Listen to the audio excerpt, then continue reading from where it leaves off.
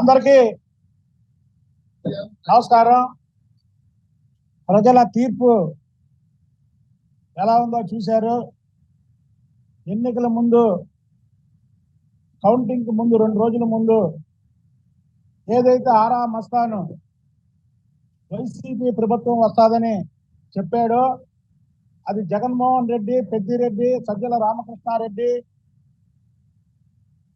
అలాగే విజయసాయి రెడ్డి, సుబ్బారెడ్డి కలిసి వాళ్ళు ఎన్నికల్లో అయినటువంటి ఖర్చు వెనక్కి లాక్కోవడానికి వైసీపీ శ్రేణులతో పందాలు కట్టించి ఆ డబ్బుని వాళ్ళ ఖాతాలో వేసుకున్నారు.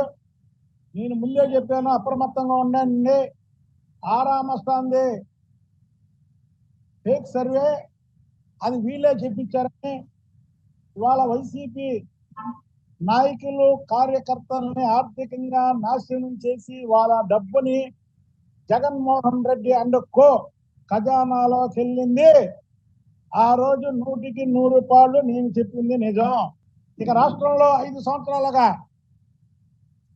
ప్రజావేదిక కూల్చిన దగ్గర నుంచి పిచ్చికొక్క నాని, అలాగే మరో పిచ్చికొక్క మా పార్టీలోంచి వెళ్ళినటువంటి వంశీ, అలా మా పార్టీలోంచి వెళ్ళినటువంటి దేవినేని అవినాష్, అలా దూరంపూడి చంద్రశేఖర్ రెడ్డి, అలాగే అంబటి రాంబాబు, అలాగే చెవిరెడ్డి భాస్కర్ రెడ్డి, ఇక రోజానైతే ఈ రోజే చూసాం ఆల నియోజకవర్గంలో ఆల కార్యకర్తలే తరిమి కొట్టారు.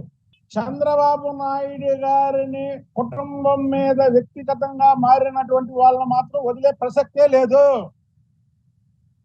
మేము ఆ రోజు చెప్పాం, ఈ రోజు చెప్తున్నాం. ఎందుకంటే నిజాయితీకి నీవుటద్దాం ఆ కుటుంబం. ఆ కుటుంబాన్ని వ్యక్తిగతంగా మాట్లాడినందుకు వాళ్ళని వదిలే ప్రసక్తే లేదు. ఎక్కడ ఉన్నాయి, హైదరాబాద్ లో ఉన్నాయి, విదేశాల్లో ఉన్నాయి, వదిలే ప్రసక్తే లేదు. ఇది రివెంజ్ కాదు. రివెంజ్ అనుకుంటున్నారేమో, కనీస ధర్మం. మరి మేము ఏం చేయకుండా ఉంటే చేతకాని వాళ్ళ కింద ఉంటాం, కానీ మంచితనంగా ఉన్నాం. చంద్రబాబు నాయుడు గారు జాతకం ఏంటంటే మార్క్ జాతకుడు చంద్రబాబు నాయుడు గారు. ఉదాహరణకు ఒకటే చెప్తా. చంద్రబాబు నాయుడు గారిని వైఎస్ రాజశేఖర రెడ్డి అసెంబ్లీలో నిన్ను ఫినిష్ చేస్తానన్నాడు. భగవంతుడు ఎమ్మెల్యే వైఎస్ రాజశేఖర రెడ్డిని ఫినిష్ చేశాడు. ఇదే జగన్మోహన్ రెడ్డి అసెంబ్లీలో నేను తలుచుకుంటే నీకు ప్రతిపక్ష హోదా ఉండదు అన్నాడు. 151 మధ్యలో 5 తీసాడు, 1 ఉంచాడు. ప్రతిపక్ష హోదా కూడా లేకుండా చేశాడు భగవంతుడు, ప్రజలు. అది చంద్రబాబు నాయుడు గారు మహర్జాతకుడు అనేది. చంద్రబాబు నాయుడు గారు అనే వ్యక్తి పడి లేచిన కెరటం. 2019లో తెలుగుదేశం పార్టీకి 23 సీట్లు రాగానే తెలుగుదేశం పార్టీలో అప్పటి వరకు అనిపించినటువంటి వాళ్ళు కానీ, వేరే వాళ్ళు కానీ పార్టీ వదిలిపోవడమే కాకుండా 3 సంవత్సరాల వరకు పత్తా లేనటువంటి నాయకులు ఉన్నారు. కానీ చంద్రబాబు నాయుడు గారి కుటుంబం ఈ రాష్ట్రం కోసం, రాష్ట్ర ప్రజల కోసం పోరాటం చేస్తూనే ఉంది. దాంట్లో భాగస్వామ్యం అయినందుకు ఇవాళ నాకు చాలా ఆనందంగా ఉంది. నా దురదృష్టమా, అదృష్టమా, నేను ఈ గాల్లో కూడా నేను పోటీ చేయకపోవడం నా దురదృష్టం. కానీ ఇంతగాలు వచ్చి చంద్రబాబు గారు పడి లేచిన కెరటం లాగా ఇవాళ కేంద్రంలో కూడా ఆయన కీ రోల్ పోషిస్తున్నాడంటే అంతకంటే ఆనందం లేదు. ఎందుకంటే నేను చెప్తా, ఇప్పుడు చంద్రబాబు నాయుడు గారి కుటుంబానికి నేను వేరే విధంగా అంతే. నేను రెండో మాట లేదు, రెండో పాఠం లేదు. జగన్మోహన్ రెడ్డి అన్న ప్రతి ఒక్క మాట జగన్మోహన్ రెడ్డికే వెళ్తుంది. పవన్ కళ్యాణ్ గారి గురించి మాట వస్తే 3 పెళ్లిళ్ళు అన్నాడు. ఇవాళ 4వ పిల్లని నీకు రంకు మొగడే కూర్చున్నాడు పవన్ కళ్యాణ్. జగన్మోహన్ రెడ్డికి రంకు మొగడే కూర్చున్నాడు ఇవాళ ఈ రాష్ట్రంలో.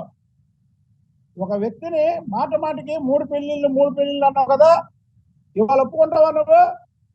పవన్ కళ్యాణ్ గారు నాకు రంకు మొగడని నువ్వు ఒప్పుకోకపోయినా రాష్ట్ర ప్రజలు అంటున్నారు ఇవాళ పవన్ కళ్యాణ్ గారు జగన్మోహన్ రెడ్డికి రంకు మొగడని.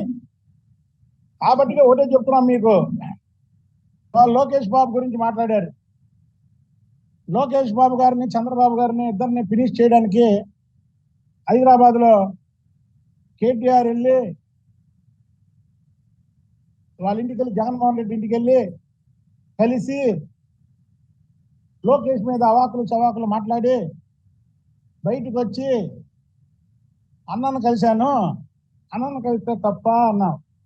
తప్పే లేదు బాబు, అన్న తమ్ముడు మీ ఇద్దరు తప్పేం కాదు. నీ అన్న జగన్మోహన్ రెడ్డి తమ్ముడు కేటీఆర్ ఇద్దరు కలిస్తే వచ్చి గెలిచినటువంటి మెజార్టీ ఎంత ఉందో ఒక్క లోకేష్ బాబుకి అంత మెజార్టీ వచ్చింది. అదే లోకేష్ బాబు గారి దెబ్బ. జగన్మోహన్ రెడ్డి కేటీఆర్ అన్నదమ్ములు ఇద్దరు కూడా ముఖ్యమంత్రి కొడుకులు, ఒక ఆయన ముఖ్యమంత్రి, ఒక ఆయన ముఖ్యమంత్రి, షాడో ముఖ్యమంత్రి. మీ ఇద్దరు పోటీ చేస్తే గెలిచిన మెజార్టీ ఒక్క లోకేష్ బాబుకి వచ్చింది.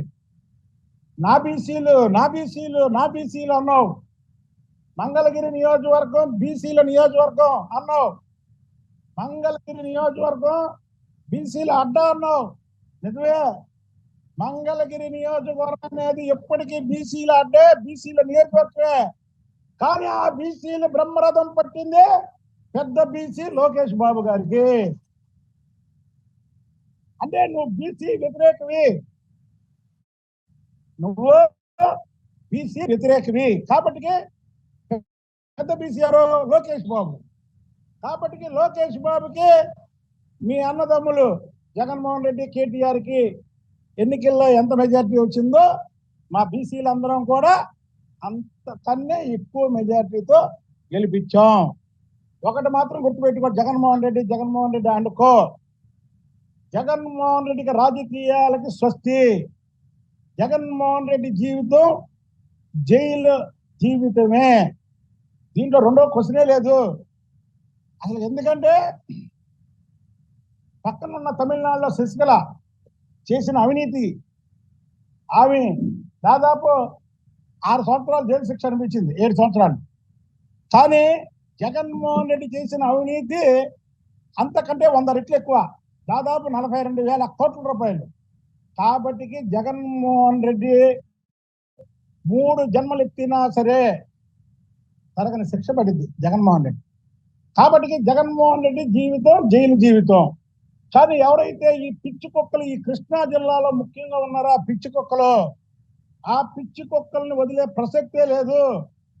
మేము దమ్ముగా వాళ్ళ అధికారంలోకి వచ్చిన మాట్లాడలా. నేనైతే అధికారంలో లేనప్పుడు కూడా చెప్పా, అదే కొడాలి నాని వంశీ మీరు నన్ను చంపేయండి 2024కి, లేదా మిమ్మల్ని వదిలే ప్రసక్తే లేదన్నా. తప్పకుండా వదలం. ఎందుకు వదలం అంటే మీరు చంద్రబాబు నాయుడు గారి భార్య గురించి ఎప్పుడైతే మాట్లాడారో ఆ రోజే మీ ఓటమి ఇదైపోయింది. ప్రజలు చిత్తుగా ఓడిచ్చారు. ఏ వంశీ అయితే యార్లగడ్డ వెంకట్రావు చేతుల్లో మీద గెలిచాడో అదే యార్లగడ్డ వెంకట్రావు మీద వంశీ ఓడిపోయాడు. గుడివాడ రాము ఓన్లీ చంద్రబాబు గారి మీద అభిమానంతో పోటీ చేయాలని అమెరికా నుండి వచ్చి పోటీ చేసి నిన్ను చిత్తుగా ఓడించాడు. ముందు ఎక్కడ చూసాం? కేసీఆర్ నాని తెలుగుదేశం పార్టీని ఖాళీ చేస్తా అన్నాడు, చివరికి ఆయనే ఖాళీ అయిపోయాడు. కేసీఆర్ భవన్ కూడా ఖాళీ అయిపోయింది. అందుకనే వీళ్ళందరూ ఉత్తర కుమారులాగా ప్రగల్భాలు పలికినటువంటి వ్యక్తులు. ఈ ఉత్తర కుమారులందరూ కూడా అప్పుడే రాష్ట్రం వదిలి పారిపోయారు. మేము ప్రతిపక్షంలో కూడా దమ్ముగా ధైర్యంగా ఇక్కడే ఉండి పోరాటం చేసాం. అది వీరోచితం అంటే. ప్రతిపక్షంలో కూడా పోరాడినాడు వీరోచితం. కానీ ఎన్నికల కౌంటింగ్ అవగానే వెళ్ళిపోవడం, 2 రౌండ్లో కానీ మధ్యలోంచి పారిపోవడం ఏంటిది? అధికారాన్ని అడ్డం పెట్టుకొని ఎవరైనా రౌడీజం చేస్తారు. మీరు రౌడీజం చేశారు, భూములు దోచుకున్నారు. ఇక్కడ ఒక ఆయన అయితే గొల్లపూడిలో ఆఫ్టర్ ఎమ్మెల్సీ దాదాపు 300-400 కోట్ల రూపాయలు సంపాదించాడు. ఇవన్నింటి మీద కూడా ముందు ప్రభుత్వం ఎంక్వైరీ ఉంటుంది. సజ్జల రామకృష్ణారెడ్డిని ఇవాళ రేపు లోపడేస్తారు. ధనంజయ రెడ్డి సిఎస్ అవినీతికి అసలుకి అనుకుండా వీళ్ళందరినీ కూడా వదిలే ప్రసక్తి లేదు. ఎందుకు వదలమంటే వీళ్ళే మా సొంత ఆస్తులు దోచుకోవాలా, ప్రజల ఆస్తులు దోచుకున్నారు.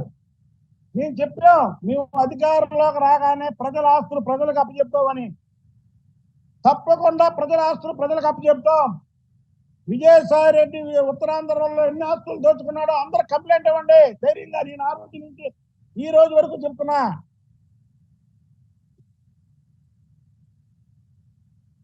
ఇన్ని లక్షల మెజార్టీ అండి, ఒక్కొక్కరు వేల, అన్ని వేలు. నేను చెప్పా, ఇది డబుల్ హీరో సినిమా. ఎప్పుడైతే చంద్రబాబు నాయుడు గారు, పవన్ కళ్యాణ్ గారు ఒక వేదిక మీదకి వచ్చారో ఇది ఒక డబుల్ హీరో సినిమా అయిపోయింది. ఎవరు కూడా తెలుగుదేశం పార్టీ శ్రేణులు కానీ, జనసేనలో ఆ శ్రేణులు కానీ ఇది మేము గెలిచాం లేదా మాకింత మెజార్టీ వచ్చిందని ఎవరు మాట్లాడకండి.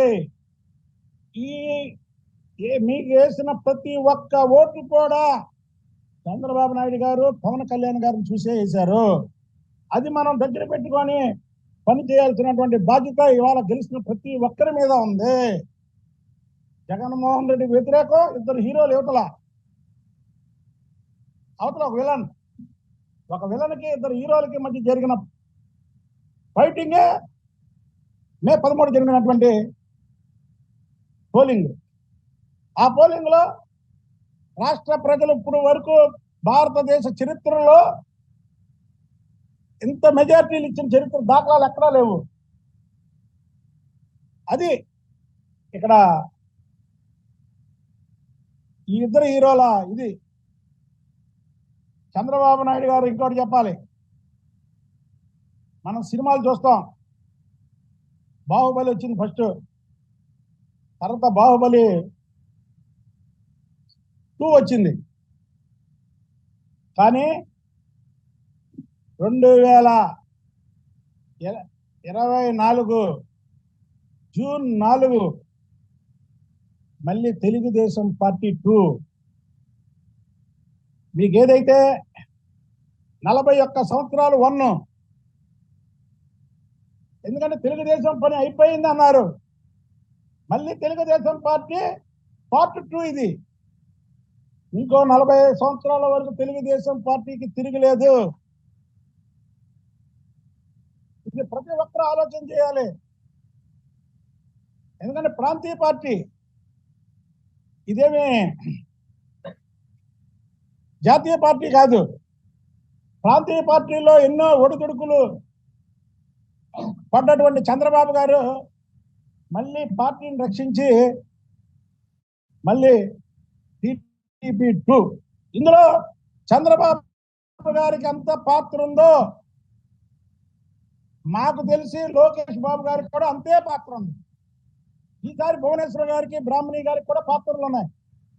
నేను ఈ మాట ఇవాళ చెప్పడం కాదు, గత సంవత్సర కాలంగా చెప్తున్నా. ఎందుకంటే వాళ్ళు తూర్పు, పడమర, ఉత్తర, దక్షిణ లాగా విడిపోయి ప్రజల కోసం పోరాటాలు చేశారు, ప్రజల పక్షాన ఉన్నారు. కాబట్టి ఇది తెలుగుదేశం పార్టీ 2. మళ్ళీ ఇంకొక 40 సంవత్సరాలు దీనికి తిరుగులేదు, ఎదురు లేదు. చంద్రబాబు నాయుడు గారు, పవన్ కళ్యాణ్ గారు కాంబినేషన్ లో ఇది పెద్ద విజయం. ఈ విజయం మోడీ గారికి, చంద్రబాబు నాయుడు గారికి, పవన్ కళ్యాణ్ గారికి అంకితం. ఈ ముగ్గురు మనగాళ్ళు. వీళ్ళు ప్రజల్ని రక్షిస్తారు, ఈ రాష్ట్రాన్ని బాగుపరుస్తారు అని క్యాండిడేట్లను చూడాల. నేను చంద్రబాబు గారికి ప్రభుత్వం పోయిన 6 నెలల్లో చెప్పా, హైదరాబాద్ లో, సార్ మీరు మళ్ళీ 2024లో ఇచ్చాపురం నుంచి చిత్తూరు వరకు మీరు ఎవరికి బీఫార్మ్ ఇస్తే వాళ్ళు అసెంబ్లీలో ఉంటారండి. మీరు ఎంపీ టికెట్లో ఎవరికి బీఫార్మ్ ఇస్తే వాళ్ళు పార్లమెంట్లో ఉంటారండి అని చెప్పాను. అలాగే జరిగింది. కాబట్టి ఎవరైనా సరే అధికారం ఉందని ఓవర్ యాక్షన్ చేయకూడదు. వైసీపీ వాళ్ళు ఓవర్ యాక్షన్ చేశారు. ఆ ఓవర్ యాక్షన్ చేసిన వాళ్ళు మా కృష్ణా జిల్లాలో, అందులో తెలుగుదేశం పార్టీలో పుట్టి తెలుగుదేశం భిక్షతో ఎమ్మెల్యేలు అయ్యి తెలుగుదేశం భిక్షతో డబ్బులు సంపాదించుకొని తెలుగుదేశం మీద, చంద్రబాబు గారి మీద, చంద్రబాబు నాయుడు గారి కుటుంబం మీద అవాకులు చవాకులు పేలిన ఏ వ్యక్తిని కూడా వదిలే ప్రసక్తే లేదని తెలియజేస్తున్నా. మరిన్ని వీడియోస్ కోసం ఛానల్ ని సబ్స్క్రైబ్ చేయండి. లేటెస్ట్ అప్డేట్స్ కోసం వాట్సాప్ ఛానల్ ని ఫాలో చేయండి. అండ్ లింక్ డిస్క్రిప్షన్ లో ఉంది.